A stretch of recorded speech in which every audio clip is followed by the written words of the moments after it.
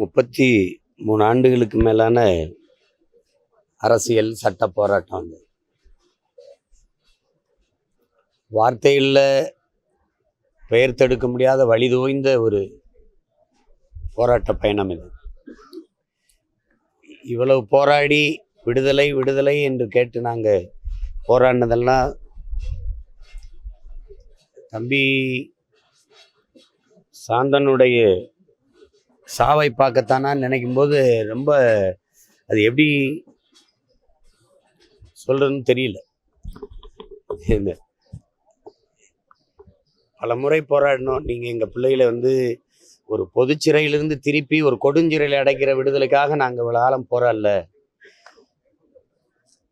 அந்த சிறையிலையாவது அவங்களுக்கு ஒரு குறைஞ்சபட்ச ஒரு உரிமையாவது இருந்தது. எப்படின்னா நடந்து கொள்ளலாம், ஒரு செய்தித்தாள் படிச்சுக்கலாம், அங்கே ஒரு கடை இருக்கும், வேண்டிய பொருளை வாங்கிக்கலாம், அப்படின்னாது இருந்தது. இது சிறப்பு முகாம்னு வார்த்தையில் இருந்தால் அது சிறப்பு முகாம் ஆயிருமா என்ன? அது ஒரு வதை முகாம். அதில் போய் அடைச்சி ரத்த உறவுகள் தவிர யாரும் மனு போட்டு பார்க்க முடியாது. நல்லா மனு போட்டு பார்க்க முடியாது. இல்லை சட்ட வல்லுநர்களாக இருக்கணும். அங்கன்னா பொதுச்சிறையில் அப்படி இல்லை. அந்த வாய்ப்பையாவது கொடுங்கன்னு கேட்டோம். அதிலேயே கூட அடைச்சிருங்க, நீங்கள் விடுதலை செய்யலைனான்னு கேட்டோம். இப்போ நீங்கள் பார்க்குறீங்க, நீண்ட சட்ட போராட்டத்துக்கு பிறகு என்னுடைய தம்பி அறிவு, அக்கா நளினி, என்னோட தம்பி ரவிச்சந்திரன்லாம் வெளியில் வந்தால் இருக்கிறாங்க. இப்போ அவங்களால இந்த நாட்டில் ஏதாவது சட்டம் ஒழுங்கு சீர்கேடு ஏதாவது சிக்கல் ஏற்பட்டிருக்கா? எங்கே இருக்கிறாங்கன்னே தெரியாது. நாங்கள்லாம் எங்கள் அம்மாட்ட எங்கள் அப்பாட்ட கேட்கணும், அறிவு எங்கே இருக்கான்னு, ரவி எப்படி இருக்கான்னு நாங்கள் கேட்டுக்கணும். எந்த இதுவும் இல்லை. பயாசை நீங்கள் சிறை விடுப்பில் விட்டீங்க ஒரு மாதம், அவர் இருந்தார். ஏதாவது ஒரு அசம்பாவிதம் சட்டத்துக்கு சட்ட ஒழுங்குக்கு கேடு விளைவிக்கிற மாதிரி ஏதாவது செயல் ஏதாவது இருந்ததா? நீதிபதிகள்லாம் சொல்லிட்டாங்க, எல்லாரும் சொல்லிட்டாங்க. அறிவுக்கு கொடுக்கப்பட்ட தீர்ப்பு தான் எல்லாருக்கும். அப்படிங்கும்போது நீங்கள் எல்லாரையும் அவரவர் நாட்டுக்கு செல்ல அனுமதிச்சிருக்கலாம். சாந்தனுடைய கடைசி விருப்பம் கடைசியாக ஒரு தடவை தன் தாயை பார்த்து ஒரு வாய் சோறு அவங்க கையால் சாப்பிட்றணும் தான். அதை கூட நிறைவேற்றி வைக்க முடியல. அது கூட இல்லை. இப்போ இந்த 4 மாத காலமாக அவனுடைய தவிப்பு கடைசியாக ஒரு முறை தன் தாயை பார்த்துடணுங்கிறதான். அதுக்கு தான் திரும்ப திரும்ப நாங்கள் போராடணும். இந்த முறை போராடி திருச்சி இல்லை சிறப்பு முகாம் அந்த இதில் இவனை விடுதலைக்கு கேட்டு போராடும் போது நான் தான் சொன்னேன், அவர் தயவு செய்து அனுப்பி வைங்க. அது நீதிமன்றமே 29ஆம் தேதிக்குள்ளே அனுப்புங்கன்னு சொல்லி, அது பார்த்தீங்கன்னா இப்போ சொல்லும்போது இன்னைக்கு இரவு அனுப்பலான்னு இருந்தோம், அதுக்குள்ளே இப்படி ஆயிடுச்சுங்கும்போது ஏதாவது திரைப்படங்களில் வர உச்சக்கட்ட காட்சி மாதிரி இருக்கு. எல்லாம் செஞ்சு வந்து கடைசியாக அது எப்படி இது வந்து இதை நாங்கள் யாரையும் இப்போ நியாயமாக ஒரு கொலை, இது சட்டக்கொலை, இது அப்படிதான் சொல்லணும். சட்டப்படி இது ஒரு கொலை. நீதி இருக்கிறவங்களையாவது இதெல்லாம் பேசி கொண்டு இருக்காம கருணை அடிப்படையில் அன்பின் அடிப்படையில் நீங்கள் அணுகணும். அதுதான் முக்கியம். மீதி இருக்கிற பிள்ளைகள் இப்போ அண்ணன் ஜெயக்குமாருக்கெல்லாம் கண் பார்வை போயிடுச்சு. அதையே மருத்துவத்தை முறையாக கொடுக்கல, அவசரமாக பண்ணி அது பார்வை சரியாக வரல. தம்பி பயாசுக்கு உடம்பு முடியல. அதுக்கப்புறம் முருகன், 3 பேருமையாவது அவங்கவுங்க இப்போ ஜெயக்குமாருக்கெல்லாம் அவங்க மனைவி இந்த மண்ணின் மகன்.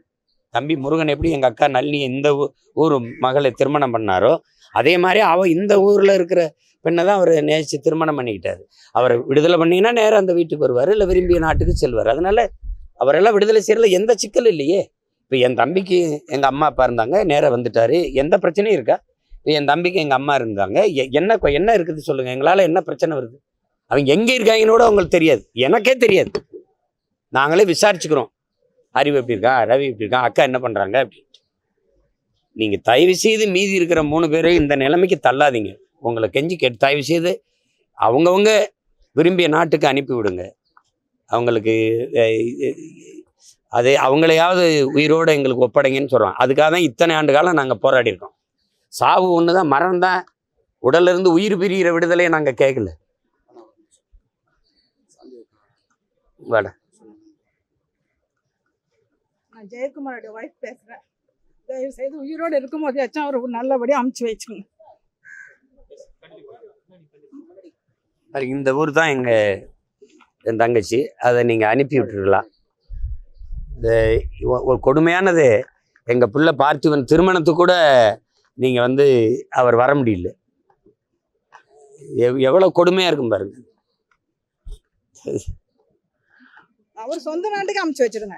அவர் பிறந்து வளர்ந்த சொந்த நாட்டுக்கு அமுச்சு வைங்க. அவங்க அம்மாவுக்கும் ரொம்ப உடம்பு சரியில்லாம இருக்கிறாங்க. அவங்க அம்மா முகத்தையாச்சும் கடைசியா ஒரு முறை அவர் பார்த்துக்கிட்டோம்.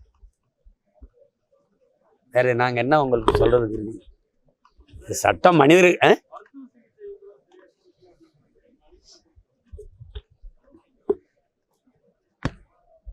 அது அது அது இப்ப பேசி என்ன இருக்கு இப்போ? சிகிச்சையே வேண்டாங்க. அவரை நல்லபடியா அவங்க நாட்டுக்கு அவனுக்கு ஒரே சிகிச்சை தாங்க. இப்ப கடைசியா ஒரு என்னை பார்க்கணும்னு ஆசைப்பட்டா, என்னை நீ விடவே இல்லையே. இப்ப அண்ணனை ஒரு தடவை பார்க்கணும் அப்படின்னா என்னை விடுறதுல உங்களுக்கு என்ன பிரச்சனை? நான் அண்ணா அவனை தூக்கிட்டு ராவோட ராவா அப்படி அனுமார் மாதிரி தூக்கி கொண்டு இலங்கையில இறக்கி விட போறேன்னா அப்படிலாம் ஒன்றும் இல்லையே. அம்மாவை ஒரு தடவை பார்த்துட்டு அந்த இப்ப பாருங்க, இப்ப என் புகழேந்தி கூட அதான் சொல்றாரு. இன்னைக்கு ஒருவேளை உயிரோடு இருந்தான்னா இரவு போயிடுவான், காலையில அம்மா பார்த்து செத்துட்டானா கூட எங்களுக்கு சரி. அவன் கடைசி 4-5 மாசமா அதே ஒரு கனவு தான் அவனுக்கு. அதை கூட நாங்க செய்ய முடியல. இதுக்கு எத்தனை வருஷம் போராடி இருக்கோம் நீங்க பாக்குறீங்க. ஒரு தலைமுறையை தாண்டி தண்டனை வச்சிருக்கோங்க. ஒரு தண்டனைங்கிறது அதிகபட்சம் என்ன, சிறையில் என்ன ஒரு 7 ஆண்டு 8 ஆண்டு 10 ஆண்டுகள்.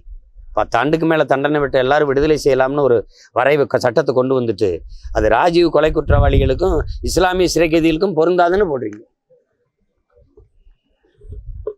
இந்த விடுதலையை நீங்க வாங்கினீங்களா? யாராவது எங்களுக்கு உதவுனீங்களா? அவன் என் தம்பி, அவனா சிறைக்குள்ள இருந்து சட்டத்தை படிச்சு நுணுக்கங்களை கற்று அங்கிருந்து யாரு இது மாதிரி வழக்குகளை எங்கெங்க விடுதலை பெற்றிருக்காங்கன்னு ஆய்வு செய்து அவனா போட்ட வழக்குல எங்க ஆளுகள்லாம் நின்று வாதாடி அவன் பெற்றுக்கொண்ட விடுதலை தான் இது.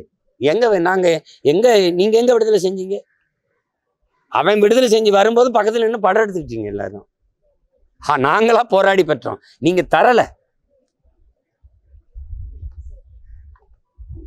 இது எப்படி சாந்தனை அம்மாவுக்கு வந்து உயிரற்ற உடலை அனுப்பி வைக்கிறதுக்கா நாங்க இவ்வளவு போராட்டம் பாருங்க. அவ்வளவு அதிர்ந்து பேச மாட்டான், பக்கத்துல இருந்து தான் பேசுவான் என் தம்பிகளுக்கு. அது எங்களுக்கு கேட்காது. 24 மணி நேரம் இந்த பூஜை சாமி கொஞ்ச நேரம் கழிச்சு வந்து திருநீர் பூசி விடுவாங்க. எங்களுக்கு அவ்வளவுதான். சன்னா குரல்ல பேசுவான். அவனுக்கு வாழணும்னு ஆசை, அம்மாவை போய் பார்க்கணும்னு ஆசை. அதுக்காகவே தான் வழிபாட இது பண்ணுவான்.